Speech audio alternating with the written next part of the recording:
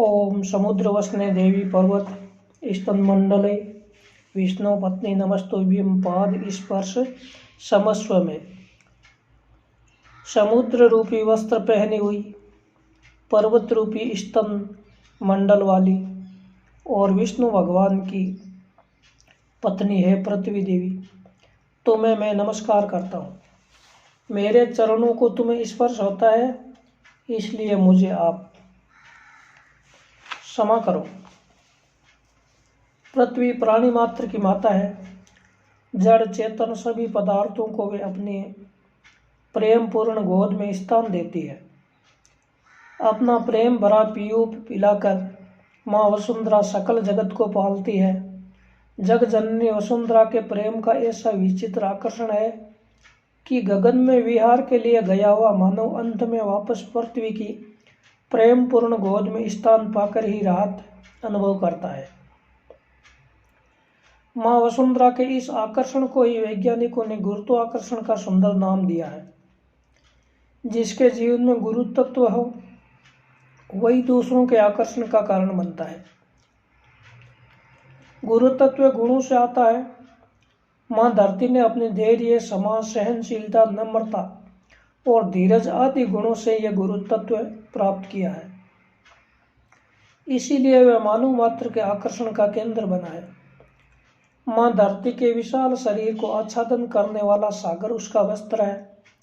मनुष्य देह जिस प्रकार वस्त्रों से आच्छादित है, उसी प्रकार पृथ्वी का भी महद अंश समुद्र से आच्छादित है। मानव जिस प्रकार वस्त्रों से शोभित होता है, उसी प्रकार पृथ्वी भी समुद्र से सुशोभित है। समुद्र को पृथ्वी माता के वस्त्र की उपमा देकर शास्त्रकारों ने पृथ्वी की संतान को भी परोक्ष उपदेश किया है। समुद्र जिस तरह अपनी मर्यादा नहीं लांघता, उसी तरह मानव को वस्त्र परिधान में भी मर्यादा को नहीं लांघना चाहिए। वस्त्रों को आज के जमाने में मर्यादा रक्षण के बदले अंग प्रदर्शन का साधन बनते देखकर शास्त्रकारों को और सृष्टि सर्जक को कितनी व्यथा होती होगी, ये तो सुज्ञ हृदय ही समझ सकता है। माँ धरित्री तो उदारता का मूर्तिमत स्वरूप है। सागर से प्राप्त अमूल्य रत्नों या मोतियों का उसे थोड़ा भी लोभ नहीं है। पृथ्वी माता को वसुंधरा स्वयं तो शोभती है, वे अपने वीर रत्नों के वैभव में और गौरव का अनुभव करती है।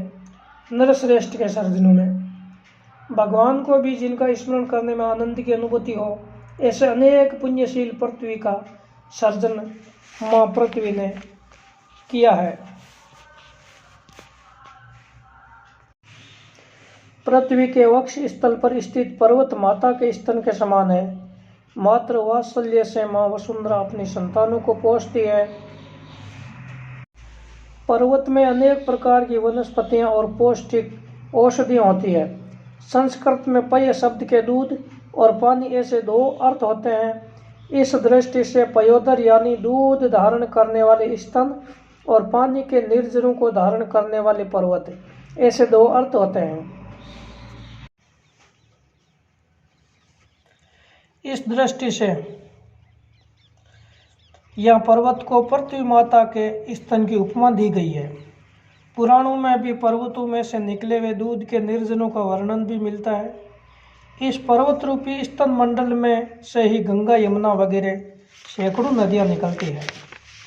जल ही तो जीवन है। माँ के दूध से जिस तरह बालक पुष्ट होता है, उसी तरह हम भी धरती माता के स्तन से मधुर, निर्मल और तृप्ति देने वाले जल पाकर पुष्ट होते हैं, नया जीवन पाते हैं। संस्कृत में पानी को जीवन भी कहते हैं।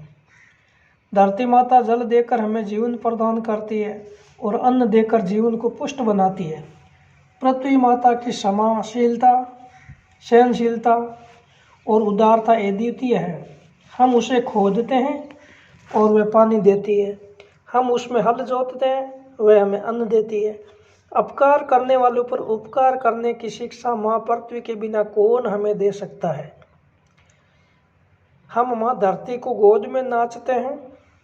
हम माँ धरती की गोद में नाचते हैं। हम माँ धरती की गोद में कूदते हैं, उसकी छाती पर पाद प्रहार करते हैं।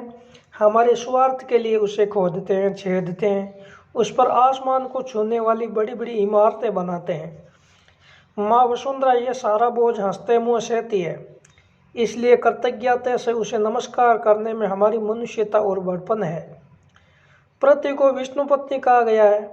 इस दृष्टि से विष्णु हमारे पिता और पृथ्वी हमारी माता है। माँ से भोग प्रसाद मिलता है, लेकिन माँ भोग्य नहीं होती, वे हमारे लिए पूजनीय होती है। सुबह उठते ही पृथ्वी पर पैर रखते ही पृथ्वी की वंदना करने के लिए कहने वाले हमारे ऋषि भावी जीवन का गौरव और महिमा समझते थे। सिर्फ भोग में मृत्यु की परछाई है, जब तक कि शुद्ध हृदय के भाव में मांगल्य का प्रतिबिंब प्रतीत होता है। धरित्री की ओर देखने की हमारी दृष्टि केवल उपयुक्तता की न रहकर उपासना की भी होनी चाहिए।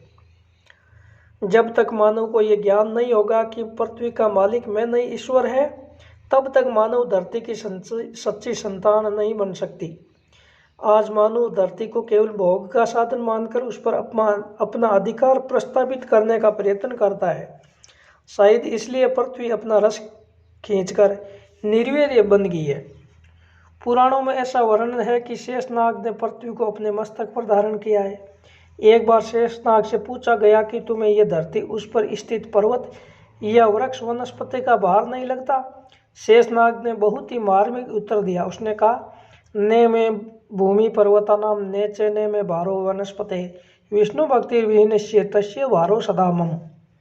विष्णु पत्नी पृथ्वी विष्णु भक्ति न करने वाला मानव पर कैसे खुश होगी?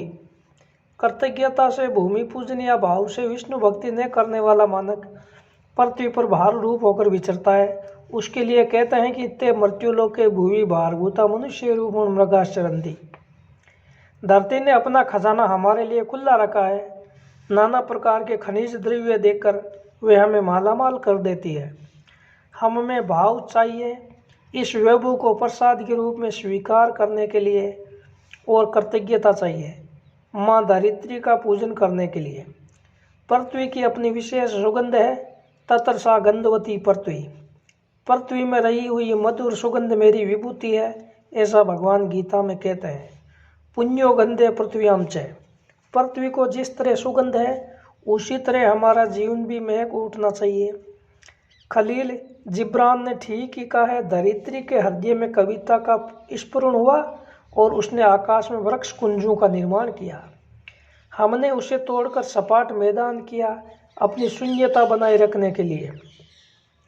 पृथ्वी के गुण हम में आए और हमारा जीवन भी सुगंधी बने, ऐसी अभिलाषा के साथ पृथ्वी की भाव वंदना करनी चाहिए और निवेदन करना चाहिए कि हे पृथ्वी माता, मेरे पैर का तुम्हें स्पर्श होता है, इसलिए मुझे क्षमा करो। तेरे लाडले बेटों का पाद स्पर्श तो तुझे आनंददायक लगता है। संतों के चरण स्पर्श से तुम अपने को पवित्र मानती हो। वसुंधरा पुण्यवती चयन, परंतु मैं ऐसा महापुरुष नहीं हूँ, इसलिए मेरा पाद स्पर्श तुम्हें दुखदायक होता होगा। फिर भी हे माँ, कुपुत्रों जायते क्वचिदपि कुमात्रा ने भवती। ऐसे विश्वास से ही तुम्हारे पास क्षमा मांगने की हिम्मत करता हूँ। क्षमा वीरस्य भूषणम, इस दृष्टि से तू क्षमा देने योग्य है। मैं भी वीर बनने का प्रयत्न करूँगा, ऐसा विश्वास दिलाता हूँ। संक्षेप में भूमि पूजन के पीछे कृतज्ञता का प्रकटीकरण, भाव जीवन की प्रतिष्ठा, सुगंधित जीवन का सतत चिंतन और क्षमा याचना का भाव है। जय श्री कृष्ण।